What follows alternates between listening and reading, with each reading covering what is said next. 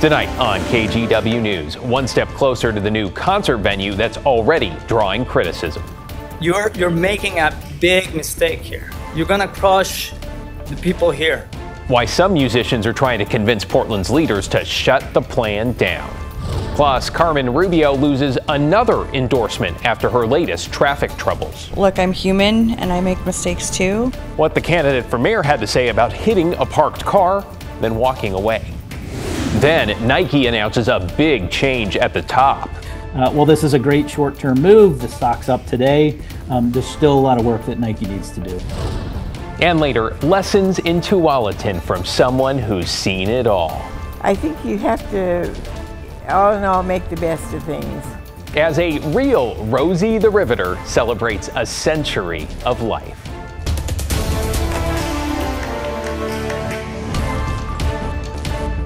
Good evening. We want to get right to breaking news in East Portland, where a man has died following a shooting in the Hazelwood neighborhood. Police say shots were fired around 7:30 on the Max platform this evening at 148th and East Burnside.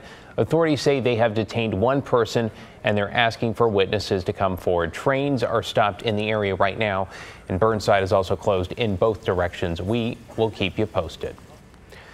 New tonight, call it a win for the developers behind a mid-sized music venue in Portland's Central East Side, while critics say local musicians will end up losing out. Alma McCarty is in the newsroom with the update. Alma? David, many opposing this venue are upset that entertainment giant Live Nation would be operating it. They filed an appeal with the city to try and stop it, but leaders tonight voted to let the development move forward. Portland is the last independent music city, and what I mean by that is there is no Live Nation venue here. Many musicians and artists rallied ahead of the city council meeting, pushing to keep it that way. The first things they care about is money, profit, and greed. This music scene does not support this, and Live Nation is not here to be part of the community. They're here for themselves. Last month, the city's hearings officer signed off on conditional use permits that would allow construction of a 62,000 square foot building to be used as a concert venue, large enough to fit 3,500 people. Then on Wednesday, Prosper Portland voted to sell this piece of land to developers who will lease it to Live Nation. It's currently a vacant lot near Southeast Salmon Street and Water Avenue. Simply put, the Central East Side and the Central City need wins, and we need investments. We are in front of you today presenting a project which is just that. A major investment in our city and a win for our city.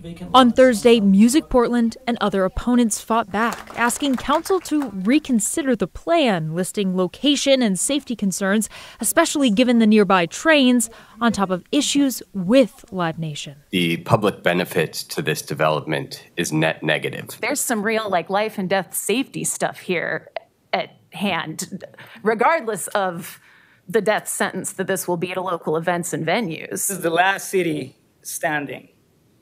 And I mean, if you guys want to let the wolf into the hen house, go ahead. Supporters of the venue pushing for council to deny the appeal argued the positives: economic growth and revitalization in the Central East Side, and a space that fills a gap. From an economic development perspective, a 3,500 person venue located across the river from downtown Portland is a massive win. I want to be able to come and see Anita Baker, Bobby Brown, New Edition, Boys to Men. I want to see all of that right here. I'm for it. This type and size of venue in Portland is desperately needed. After several hours, city leaders voted unanimously to deny the appeal, chalking it up to a land use issue. I have not heard what I think are sufficient reasons to overturn the hearings officer's determination. I haven't heard that.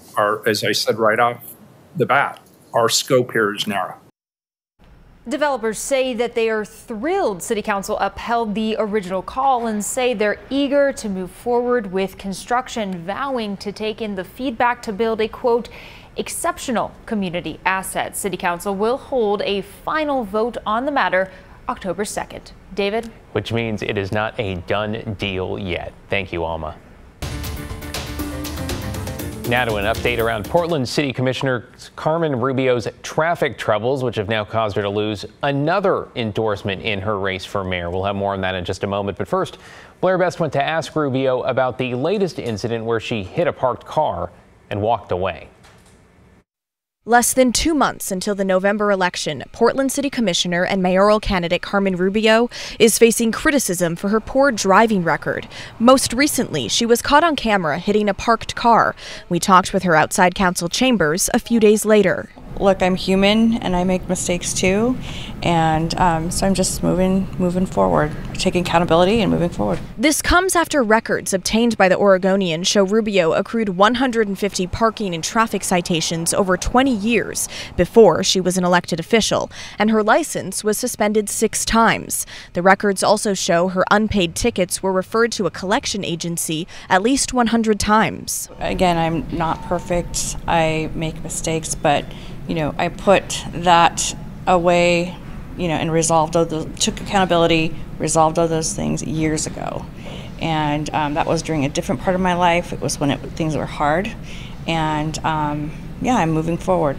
Learn for those lessons, take accountability, and moving forward. The most recent incident happened late last week in this parking lot of a Southwest Portland medical clinic. Commissioner Rubio pulled into a parking spot and scraped a white Tesla. Here's what happened next. In dashcam video sent to the Oregonian, Commissioner Rubio is seen looking back at the car and walking away. She says she didn't notice the marks she left on the Tesla. So I did what most people would do. As soon as I learned that I had dinged the car, I left a note and called immediately and offered to pay or go through insurance. So I did what most people typically do in that situation, and that's the best I can do. So you did leave a note? I called. There was a note on the car. I called immediately as soon as I got back to my car and saw the note. When we asked her again about the damage to the Tesla, she walked away. I think I'm ready to go now. It's just like, Okay, that's okay. All right, thank you for your time. Yeah, they're waiting for me.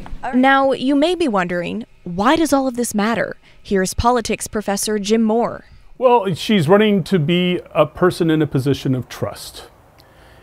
Is this a person who will follow through on what people accept to be right? Okay, so that's a big thing. So it's a scrape on the side of a car, but what are you supposed to do when you do that? You, at the very least, leave a note on the windshield saying, "Hi, I'm sorry about this, contact me, let's move forward." That didn't happen.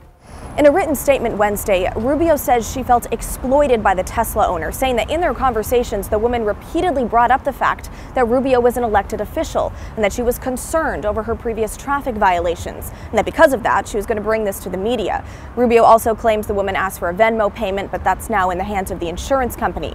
Now, this all may raise some skepticism around Rubio's ability to follow simple laws and ultimately lead the city as mayor, though today she tells us she does not plan on dropping out of the race. Blair Best, KGW News. And tonight, the Street Trust Action Fund, which advocates for safer streets, came out saying it can no longer endorse Rubio. In a statement on Instagram, it wrote in part, "This is done with heavy hearts because we still believe her positions are the best in the race, but her driving has become a distraction, one which flies in the face of our values." Last week, by the way, a union that represents laborers and construction workers pulled its endorsement. To get you caught up on tonight's other headlines now, Crime Stoppers is offering a reward in the search for a trio of stabbing suspects in Vancouver.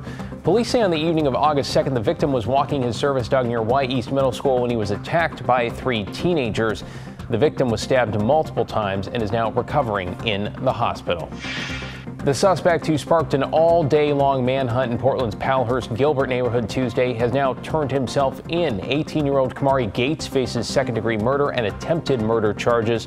Police today also released the name of the victim, 38-year-old Latoya Hill. Investigators are not saying anything yet about a motive. And a man has pleaded guilty to a gruesome attack last year at a Max station. Corin Kramer admitted to second-degree attempted assault and was sentenced today to just over 3 years in prison. You might remember in January 2023, Kramer attacked a 78-year-old man at the Cleveland Max station in Gresham, repeatedly biting his face. The suspect told investigators he had consumed drugs and thought the victim was a robot. TriMet has issued a lifetime ban. Well, tonight, the Boeing machinist strike is about to enter its 2nd week, and today the union's international president showed up in Gresham to support those on the picket lines. He wanted to make it clear workers are holding out for what he called a fair contract that gives them the wage increase they feel they deserve. They need to come to the table with an offer that truly reflects what our members need, what their workers need. And that's something that makes up for the 10 years of wage stagnation, the 10 years of a loss of a pension, 10 years of the continuous increase in health insurance costs. Boeing did not agree to interviews today. The union says during its mediation with Boeing on Wednesday, the company asked for a break for now. Boeing has also started furloughing employees and cutting manager salaries to save costs as this strike continues. Straight ahead on KGW News, Nike tells its CEO it's time to go, why a new leader might also require a change in strategy. Plus, lessons from a century of life as a Tualatin woman who helped build planes during World War II tells us what she values most. Matt?